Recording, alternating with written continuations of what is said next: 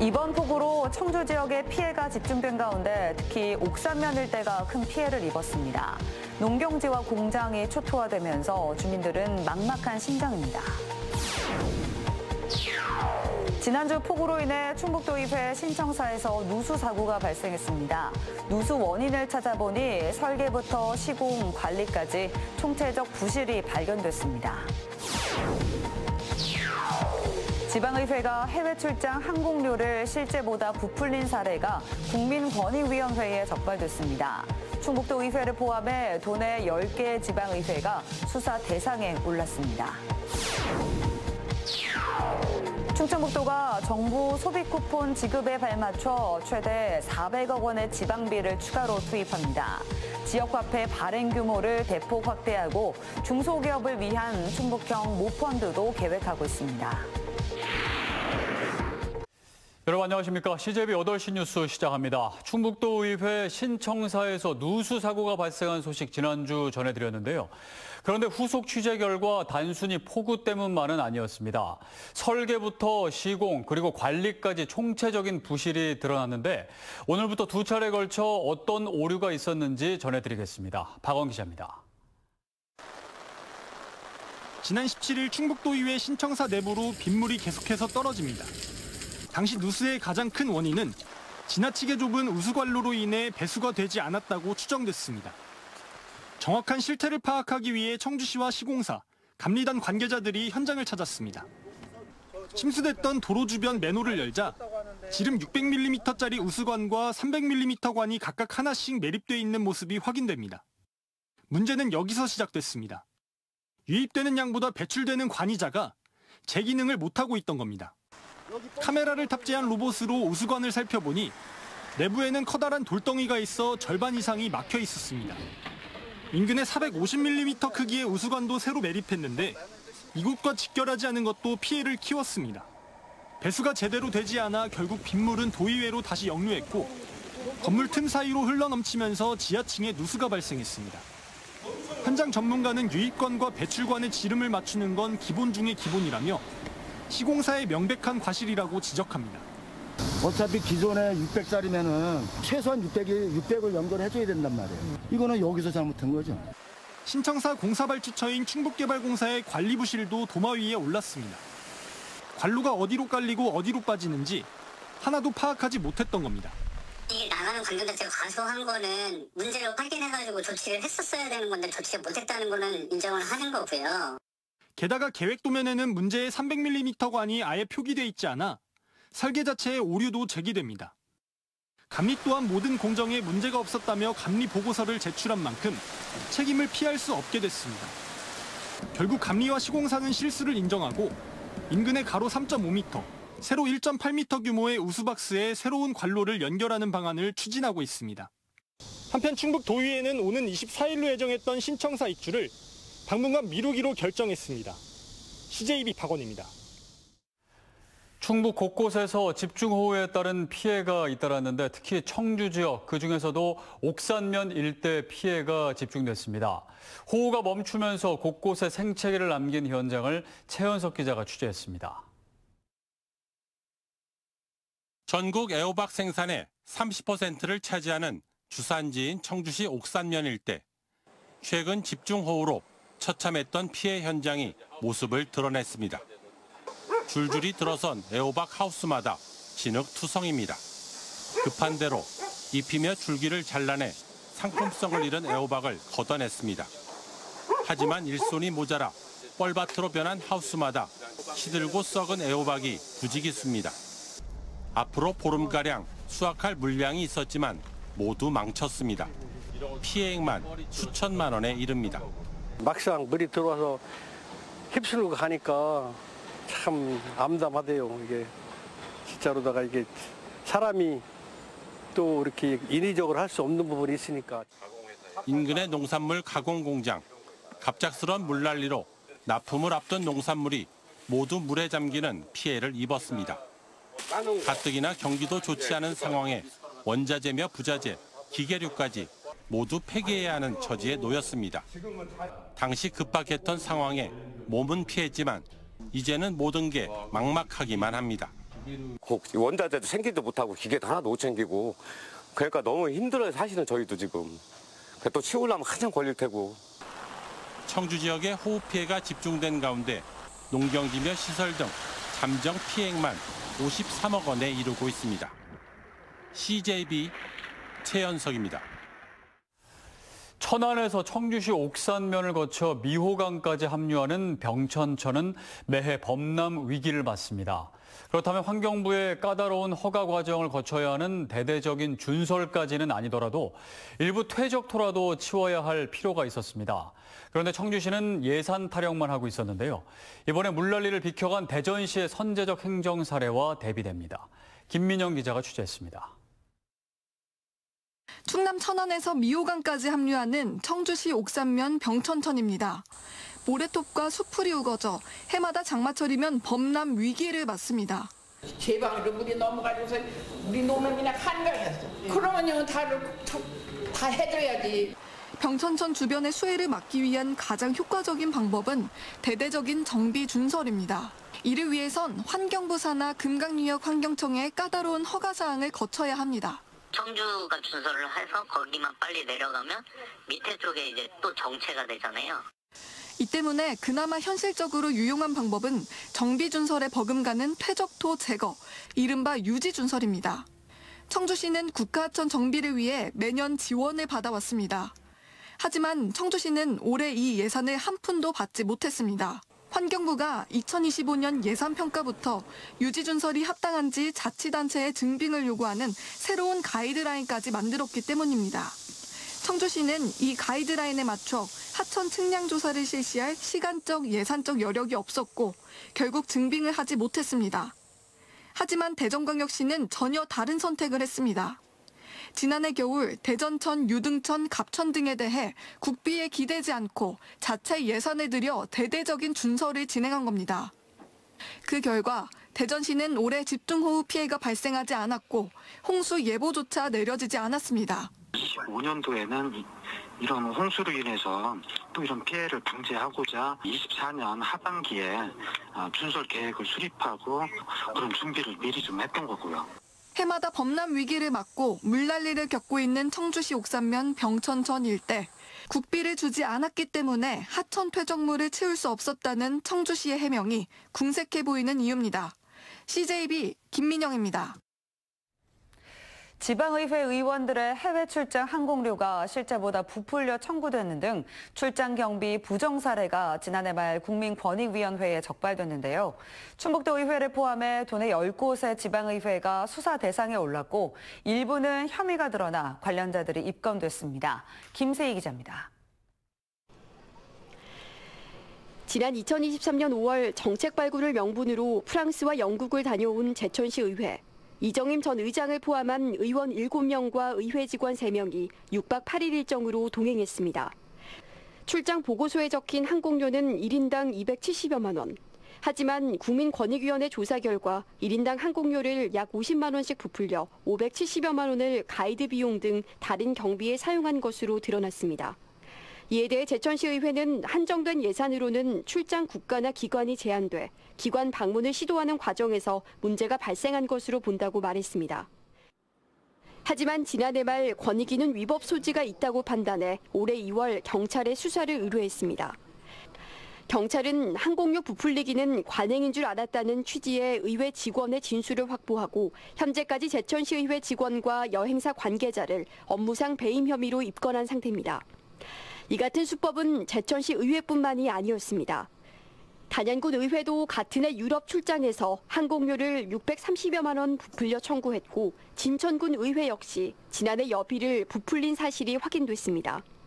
충주와 음성을 제외한 도내 10곳의 지방의회에서 항공료 조작이나 직원 여비 대납 등 유사한 사례가 잇따라 적발됐습니다.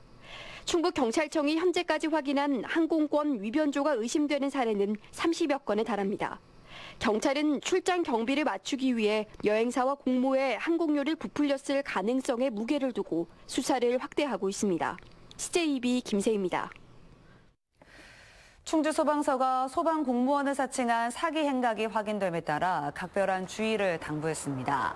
충주소방서에 따르면 위조 명함 등을 사용해 소방서에서 장비를 구매하거나 납품받는 것처럼 꾸며 금전을 요구한 사례가 발생했다고 밝혔습니다. 충주소방은 어떠한 경우에도 민간에 금전과 물품을 요구하지 않는다며 의심 상황 발생 시 즉시 소방서에 사실 여부를 확인해달라고 당부했습니다. 청주지법은 투자 사기를 당해 수백만 원의 빚을 지게 되자 택시기사를 상대로 강도 행각을 벌인 50대 남성 A씨에게 징역 2년 6개월을 선고했습니다. A씨는 지난 3월 30일 오후 9시 40분쯤 청주시 낭성면에서 60대 택시기사 B씨를 흉기로 위협해 40만 원 상당의 금품과 체크카드를 빼앗은 혐의를 받고 있습니다. A씨는 인적이 드문 곳으로 행선지를 제시하고 목적지에 도착하자 B씨를 상대로 금품을 빼앗았습니다. 이후 B씨의 손과 발을 묶어 트렁크에 가두고 도주했습니다. 오늘부터 민생회복 소비 쿠폰이 지급되는 가운데 충청북도가 그 소비 진작 효과를 끌어올리기 위해 최대 400억 원의 지방비를 추가로 투입합니다. 지역화폐 발행 규모를 지난해보다 3천억 원 이상 확대하고 중소기업을 위한 1,000억 원 상당의 충북형 모펀드도 계획하고 있습니다. 이태영 기자입니다. 민생회복 소비 쿠폰을 지급받기 위한 주민들의 발걸음이 이어집니다. 소비쿠폰 1차 신청은 카드사 홈페이지나 지역상품권 앱 등 온라인을 이용하거나 관할 행정복지센터를 방문하면 됩니다. 돈이 조금 더 있으면 좋은데 마침 돈이 이렇게 정부에서 주니까 고맙죠. 충청북도는 정부의 소비쿠폰 지급에 발맞춰 최대 400억 원의 지방비를 추가로 투입하는 비상지역경제대책을 발표했습니다. 먼저 소비쿠폰과 더불어 충북 지역의 올해 지역사랑 상품권 발행 규모를 1조 1,898억까지 확대합니다. 지난해보다 3천억 원 이상 증액된 규모로 소비 진작 효과를 기대하고 있습니다. 또한 공공배달앱의 사용량이 늘어날 것으로 예상되는 만큼 1억 원의 예산을 들여 할인 이벤트를 진행하는 등 소상공인들의 부담을 덜 방침입니다. 쿠폰의 발행과 지원에 대해서 충분히 이해하고 충북의 특히 저소득층, 소외계층을 돌보는데 최선을 다해야겠다 그런 생각을 하고 있습니다. 지역 중소기업들을 위해서는 육성자금을 100억 원 확대 편성하는 한편 충북형 모펀드도 조성합니다. 도비와 시군비 300억 원에 기관, 기업들의 출자금을 유치한 뒤 내년 상반기 정부 사업을 통해 1,000억 원 상당의 충북형 모펀드를 조성해 지역의 창업과 중소기업 기술 개발에 사용하겠다는 구상입니다. 지방시대 벤처펀드가 되면 우리 지역 투자 금액이 한 40%, 50% 정도까지는 우리 지역에 투자가 되는 그런 제도가 되겠습니다. 소비 쿠폰에 따라 올해 경제 성장률이 0.2%포인트 안팎 증가할 것이란 분석이 나오는 가운데 지역에서는 맞춤형 민생 정책이 어떠한 시너지 효과를 낼지 주목됩니다. CJB 이태현입니다.